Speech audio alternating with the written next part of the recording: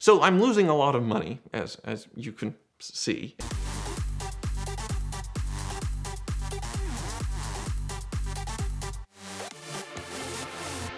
I'm back.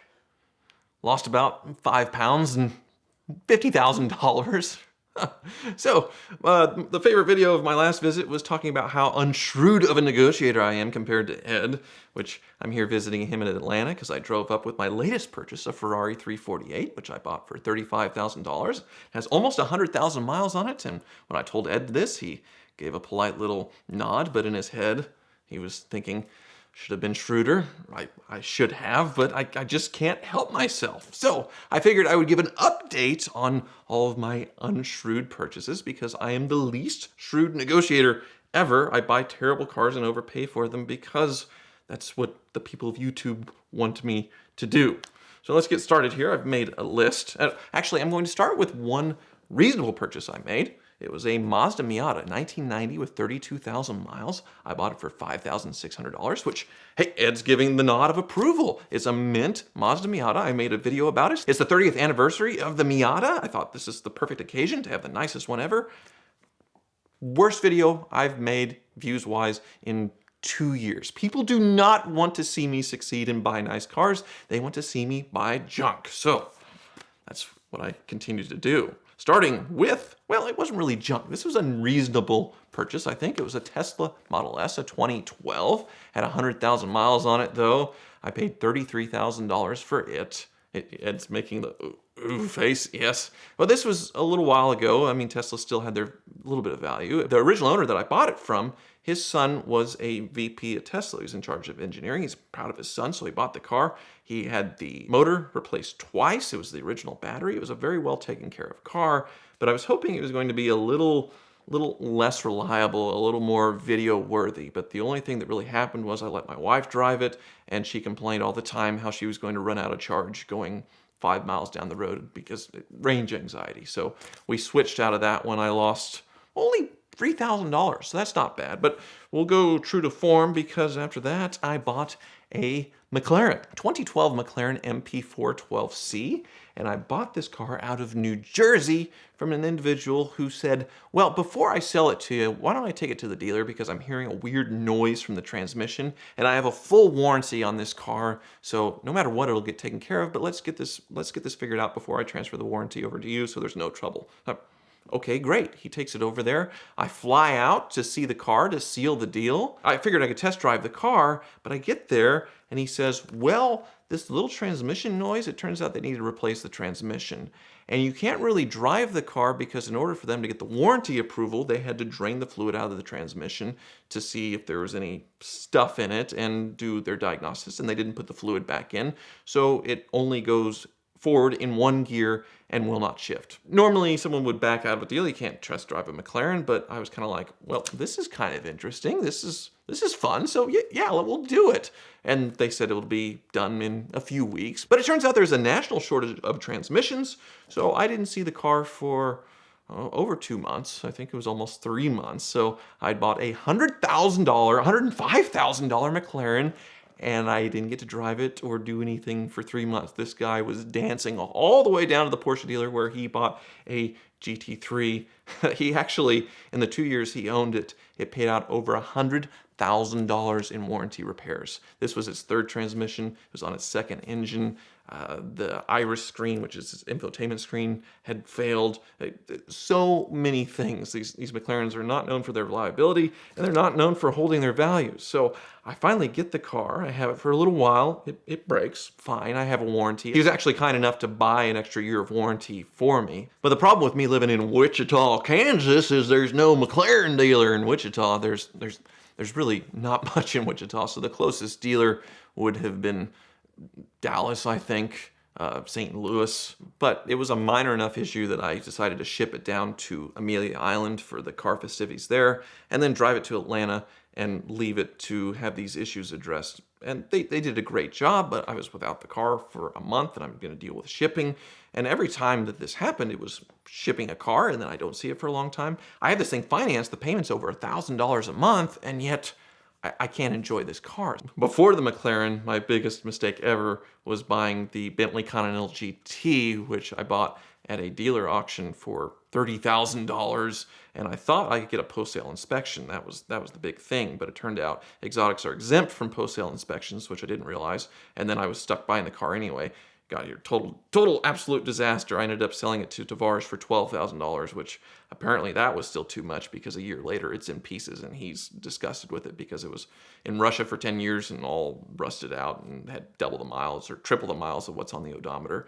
But that $18,000 loss or whatever it was, McLaren just kicked a hole in that, and that is the new winner of my biggest fail. So after 6 months, I'm just like, this isn't the supercar ownership that I want. So I traded the car for a very low mileage, just perfect Lamborghini Gallardo with the gated manual, much slower. It has like a 4.6 second 0 to 60 versus the McLaren was a 2.9. Just a dinosaur in comparison, but I love that car. Pretty much anybody can work on it. It has Volkswagen diagnostic software in there, but the trade, yeah, $105,000 is what I paid for the McLaren. I traded it in on paper, said $78,000 after 6 months. 6 months.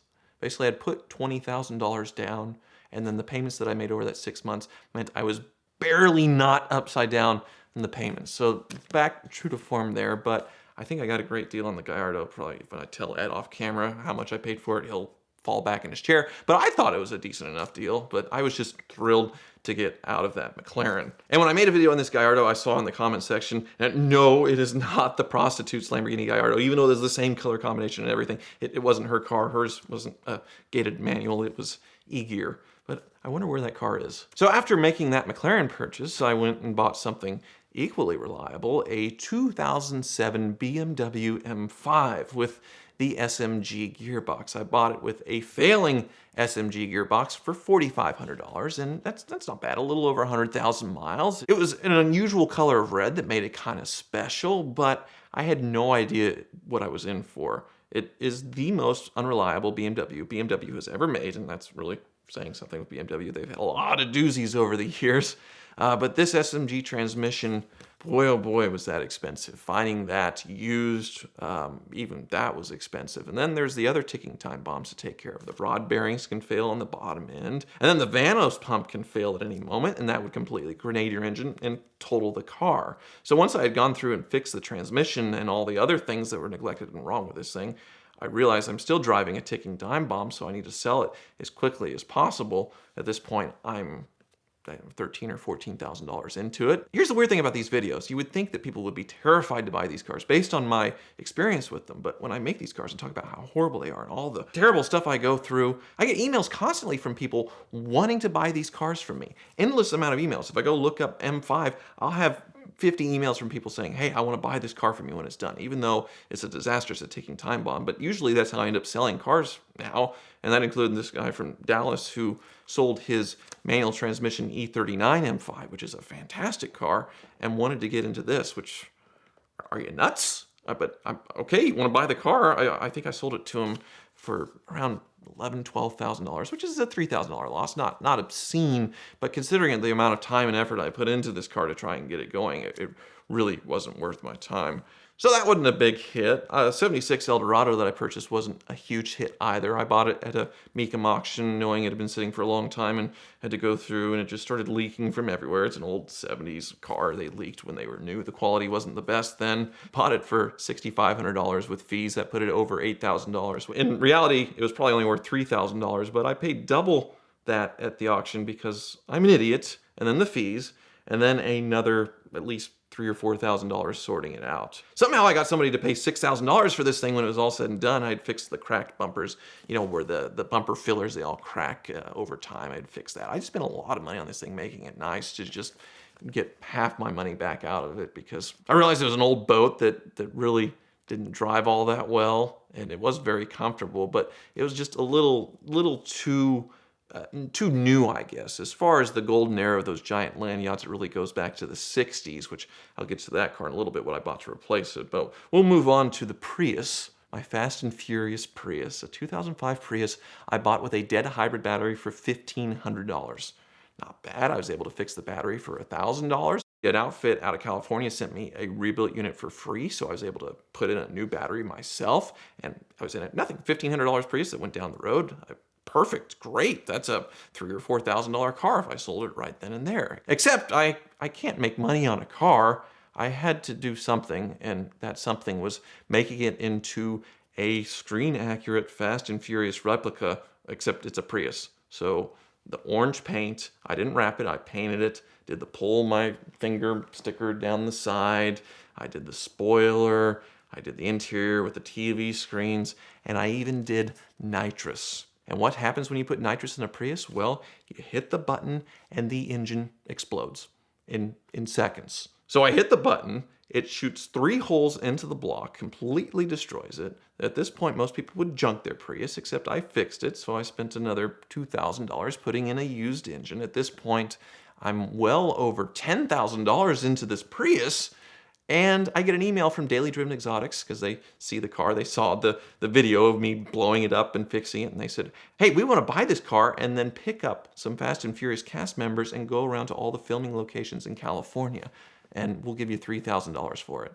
And just the fact that, well, that's probably all it was worth, and that's such a great story. I did it, and now the thing's living in California. I guess it's being used by Raymond, who drives for Uber, and they made that video of Hector and Jesse driving around in my Prius to all the filming locations of Fast and Furious. So a $7,000 loss on a Prius, which I tried really hard to do that. And then there was a car that I didn't sell. I gave it away, my 2007 Maserati Quattroporte. I bought it for $8,800. I spent, maybe $3 or $4 grand fixing it. Had to take it up to the Maserati dealer for programming and some other things once we put in some components, like some transmission bits. Weird. I got the only Maserati with a good transmission that had issues with the transmission. Go figure. But I decided I'd be really smart with this one and give it away. I gave it away like a typical YouTuber. Put your hand on the car, and the last person to have their hand on the car wins. These videos blow up on the internet. They do great. But I happened to post mine on the day that a YouTube algorithm changed, and it completely tanked the video. It was at the bottom of the list of the last 10 videos that I made, and it took a long time for that video to recover, but still, if you don't get those big views early on, then chances are you're not gonna get it later. So unfortunately, that video, made me a few $1,000s on a car that I was $13,000 into. There's no reason why it shouldn't have done more, so it ended up being a really stupid decision. So I'm losing a lot of money, as you can see, and I decided, well, we can switch things up a little bit. Maybe I'll start trading cars. Trading's quite an idea. And the first car that I traded this year was my 2007 Mercedes E63 wagon. This is a very rare station wagon. It was also a super unusual color. It was green. 500 horsepower in a big Mercedes wagon, super fast. But it had 210,000 miles on it, still had loads of service history. I flew out to New York, tried to drive it home, but it broke down on the way home. And then when I finally got that fixed, it was $1,300 to fix the thing that broke. It was a computer, plenty of other things to do. I spent $4,000 on that car after buying it for $13,000, and it kept breaking. So I finally got sick of it, and I was on Facebook, on the Radwood Facebook group, and a guy posted his Bentley Turbo R saying, well, I'm just curious if anybody would want to trade anything for my Bentley Turbo R, 70,000 miles. I jokingly posted the picture of me doing a selfie with the E63 going on the flatbed and said, how about an E63 wagon? And he said yes, which I didn't expect. We got on the phone, and before I knew it, I was trading my E63 wagon that I just spent over $4,000 sorting out, but was so disgusted with it, had a bad taste in my mouth because it just kept breaking. I was trading it for a Bentley Turbo R cross-country sight unseen, no pre-purchase inspection, and wondering, why is this guy doing this? Because he knows my E63 is awful. And it turns out, well, it gets here. Now I know why he's doing this, because this thing oozes class. It is just beautiful, just oozing, just fine Britishness, the wood, the leather, the smells, everything. It's also oozing mineral oil everywhere. This mineral oil system that controls the brakes and the suspension, pour it in and it leaks out. It's gone. So I just got the estimate on that. It's gonna be $5,000 to sort that car out. And then I'm sure once I start driving it, it'll be the next round of things to go wrong with it. So I traded my sorted E63 for a very broken Bentley. I had $17,000 in the E63. It was probably only worth about the $13,000 that I paid for it. And a nice Bentley Turbo R is $25,000. So if you take that 17 plus 5, $22,000 for an average driver quality Bentley Turbo R that's just going to keep breaking. I could have bought a nice one. You'd think I'd learn my lesson there with trades, except I got an email from a guy wanting to buy my 66 Chrysler Imperial, which I had bought earlier this year after being on Jay Leno's Garage TV show and seeing his Imperials and him encouraging me to buy this Imperial in California that I was looking at. So it had a great story, personal story with me, a memento from a crazy occasion. Why would I ever sell this thing? And I got emails like I always do, people wanting to buy this thing from me, but I didn't want to do it until this guy emailed me and said, hey, I will give you cash and 2 Cadillac Allantes. Not one, but 2 Cadillac Allantes. Okay, this is too funny not to explore. So he initially offered $18,000 plus 2 Cadillac Allantes. I'd paid $22,000 for the Imperial, and I don't know what I was thinking, but I said, okay, well, how about I'll do it for 20, thinking, oh, he won't say $20,000. He agreed. So I traded my Imperial that I paid $22,000 for, spent $2,000 or $3,000 fixing it, for $20,000, so $4,000 or $5,000 loss, and 2 basically worthless Cadillac Allantes. Both of them have the North Star engine too to top it off. So really, I am a total moron. But there is a method to my madness because, as you saw, when I buy a normal car, the videos do terrible. I make no money, but the more stupid I am, the better the videos do, and the more money I make on YouTube. So I'm in this vicious cycle forever of just being an idiot. I'm just a pig in filth and loving it. Loving it. I'm just gonna keep going as long as it lasts. We'd like to thank Avalon King for their continued support of the VINwiki YouTube channel. You can go to the link in the description below to get a discount on their Armor Shield 9 ceramic coating. Let's go live with Andrew from Avalon King to learn more about their Black Friday special. So they're like, yeah, you're reporting from the field. You should do it in an actual field. I'm like, give me a break. Yeah, so we're running a Black Friday sale from November 28th to the 30th. You get up to 60% off your order if you use the code Black Friday. You can see that I'm actually reporting to you from a field. And that's all the time we've got for today. Thank you, Andrew.